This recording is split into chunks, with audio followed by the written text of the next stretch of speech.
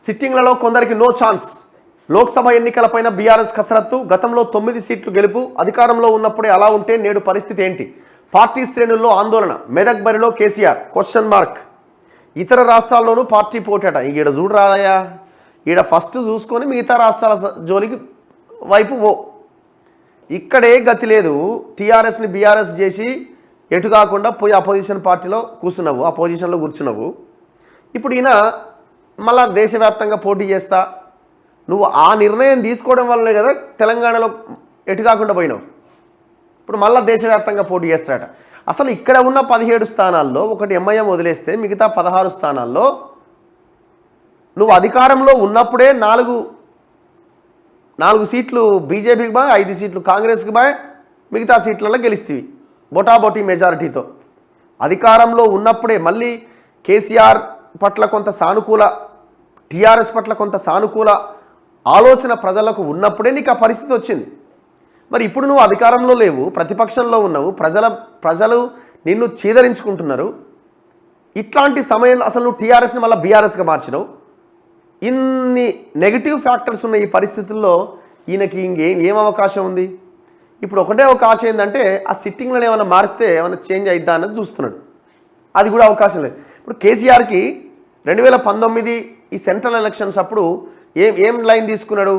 Sir car 16 అన్న ఒక line తీసుకొని మోదీ మెడల్ వంచుతాం, కేంద్రం మెడల్ వంచుతాం, మేము ఖచ్చితంగా అధికారంలో మేమే ఉన్నాం కాబట్టి మనమే మెడల్ వంచగలం, కేంద్రానికి మొత్తం నిధులు తీసుకొస్తామని చెప్పారు. మరి ఇప్పుడు ఏం చెప్తారు? మీరు అధికారంలో లేరు, స్టేట్లో కాంగ్రెస్ అధికారంలో ఉన్నది. మీరు చెప్పిన లైన్ ఇప్పుడు కాంగ్రెస్ అంటదేమో, మేము కేంద్రం మెడల్ వంచుతాం, మేము తీసుకొస్తామని. కానీ నీకేం లైన్ ఉంది ఇప్పుడు? అందుకే రేపటి ఎలక్షన్ ఖచ్చితంగా కాంగ్రెస్ వర్సెస్ బీజేపీగా రాబోయే ఎలక్షన్స్ మారే అవకాశం చాలా స్పష్టంగా క్లియర్గా కనిపిస్తున్నది. ఈయనకి ఏమన్నా 1, 2, 3 సీట్లు వస్తే మహా ఎక్కువ, నేను అనుకోవడం 3 లోపే ఉండే ఛాన్స్ ఉన్నది. అసెంబ్లీ ఎన్నికల్లో ఓటమి పాలైన బీఆర్ఎస్కు రానున్న లోక్సభ ఎన్నికలు మరో సవాల్గా పరిణమించబోతున్నాయి. 2019లో జరిగిన లోక్సభ ఎన్నికల్లో సారు కారు 16 నినాదంతో జనంలోకి వెళ్లిన ఆ పార్టీ 9 ఎంపీ స్థానాలకే పరిమితమైంది. జహీరాబాద్, వరంగల్, చేవెళ్ల, మహబూబాబాద్, మెదక్, మహబూబ్ నగర్, ఖమ్మం, నాగర్ కర్నూల్, పెద్దపల్లి స్థానాలు దక్కించుకున్నది. నాడు రాష్ట్రంలో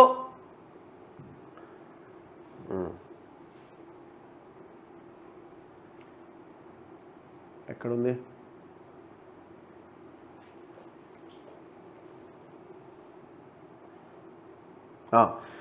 నాడు రాష్ట్రంలో అధికారంలో ఉన్నప్పుడే 9 స్థానాలు లభిస్తే ఈసారి అధికారం కోల్పోయిన పరిస్థితుల్లో కొత్తగా అధికారంలోకి వచ్చిన కాంగ్రెస్ ప్రజలను ఆకట్టుకునేలా కొత్త హామీల అమలుతో దూసుకుపోతున్న తరుణంలో ఎన్ని స్థానాలు వస్తాయనేది ప్రశ్నార్థకంగా మారింది. దీనిపైన బీఆర్ఎస్ వర్గాల్లో కూడా ఆందోళన వ్యక్తమవుతోంది.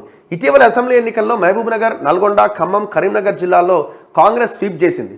పలు ఇతర జిల్లాల్లో కూడా బీఆర్ఎస్ 1-2 ఎమ్మెల్యే స్థానాలకు మాత్రమే పరిమితమైంది. ఈ నేపథ్యంలో లోక్సభ ఎన్నికల్లో పార్టీని గెలుపు తీరాలకు చేర్చడం పార్టీ అధినేత కేసీఆర్కు గట్టి సవాలే అనే అభిప్రాయాలు బీఆర్ఎస్ వర్గాల్లో వ్యక్తమవుతున్నాయి. అయితే అసెంబ్లీ ఎన్నికల్లో జనం మూడెలా ఉన్నా ఎంపీ ఎన్నికల్లో ఫలితాలు తమకు అనుకూలంగా ఉంటాయని గులాబీ నేతలు ఆశాభావంతో ఉన్నారు. గతంలో దక్కించుకున్న 9ంటిని కాపాడుకోవడంతో పాటు మరిన్ని స్థానాలు గెలుచుకోవాలని బీఆర్ఎస్ అధిష్టానం భావిస్తుంది.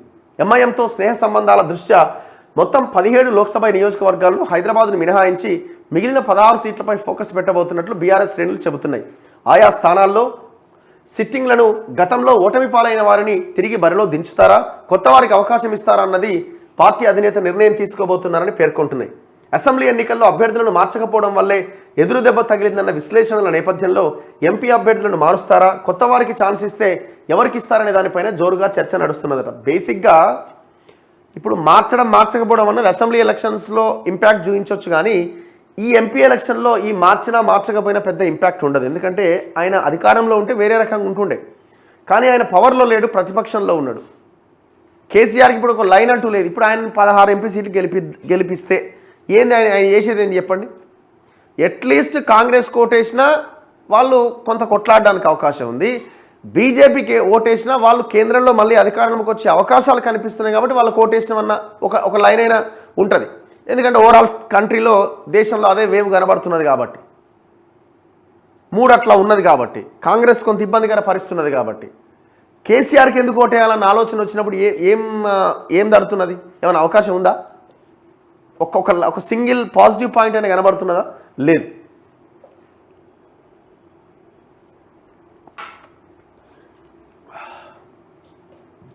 సో ఇట్లా సిట్టింగ్లను మారుస్తారట, ఏదో చేస్తారట, చూద్దాం ఏమైందో.